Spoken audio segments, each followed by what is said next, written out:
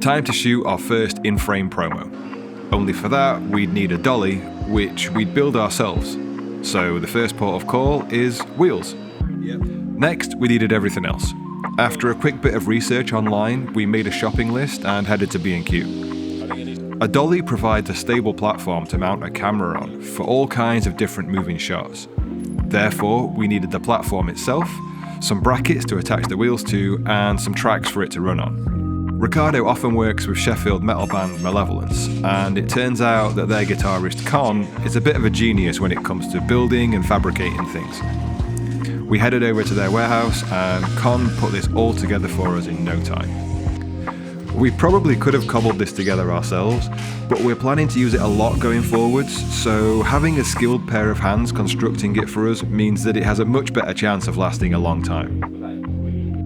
Next was testing. We headed back to Steamworks and needed to figure out how long our track should be. We were running the dolly on these PVC pipes and we soon discovered that one pipe was nowhere near long enough. So Ricardo nipped out and picked up some more.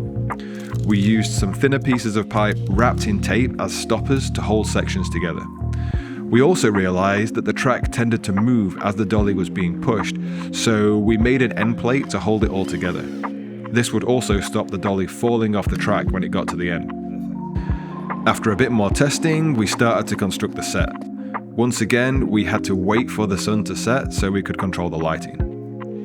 We scoured Steamworks for various bits of furniture and props. Fortunately, one of the ladies that runs Steamworks has some vintage clothing companies and runs vintage markets, so there were plenty of interesting trinkets available for us to try and make the scene look interesting. We had to play around with the lighting, fog the room, and got to work experimenting. We'd recently invested in some wireless clip-on microphones, so we used these to capture the audio. We didn't have a fixed script in place, so we played around with different lines and different interactions.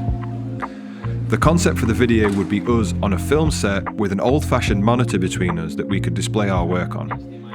Of course, we wouldn't actually display our videos on here, that would all be handled with some post-production magic. By this point, we had produced 4 music videos as INFREYM that we were really proud of and wanted to showcase these as a kind of showreel. Only presenting it like this gave us an excuse to be a little more creative and do something different. We brought Jensen in to help us out again, and he'd be operating the dolly for us as we both needed to be on camera. We weren't pressed for time, so we grabbed plenty of takes, trying different approaches. This project was really fun. It gave us a chance to flex our creativity, record something for us, produce a showreel, and make some new gear. I'd love to do more stuff like this in the future. As a production company, we are usually under pressure to produce something for our clients, so it was nice to just produce something for ourselves for once. Of course, we love what we do and we enjoy every project we undertake, but having the creative freedom to just do whatever we wanted to was really liberating and really fun.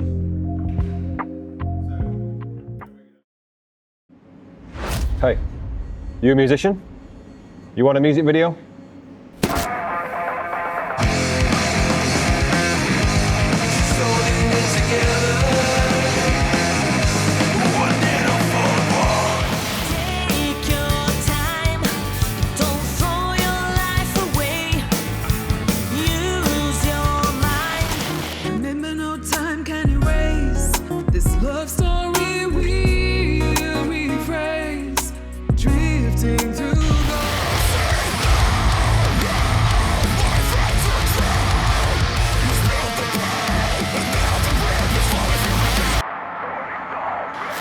Get in touch.